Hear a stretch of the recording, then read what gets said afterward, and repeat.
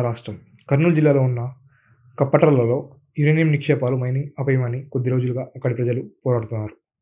Uranium కప్పట్రలలో ఉన్నట్టు మొట్టమొదటిసారిగా 2018లో atomic minerals directorate నిర్ధారించింది. 1,55,000 టన్నుల యురేనియం నిక్షేపాలు కేవలం ఆంధ్రప్రదేశ్లోనే ఉన్నాయి. ఈ యురేనియం మైన్స్ 17 ఎకరాల్లో విస్తరించి ఉంది. ఇక్కడ ఉన్న యురేనియం క్వాలిటీ చెక్ చేయడానికి అప్పుడే దాదాపుగా 698 బోర్లను వేసి శాంపిల్స్ తీసుకొని వెళ్ళడం కూడా జరిగింది.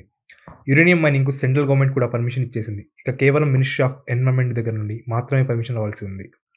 ఇది వచ్చిన వెంటనే uranium corporation of India limited యురేనియంని బయటకు తీయడం మొదలు పెడతారు.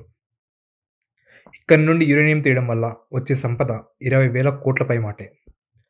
యురేనియంని ముఖ్యంగా nuclear bombs, nuclear power, medical equipment, space ఎక్విప్మెంట్లో ఉపయోగిస్తారు. యురేనియం దొరకడం ఆంధ్రప్రదేశ్లో ఇదే మొదటిసారి కాదు. కడప జిల్లాలోని తుమ్మలపల్లిలో ఆల్రెడీ మైనింగ్ కూడా స్టార్ట్ అయింది.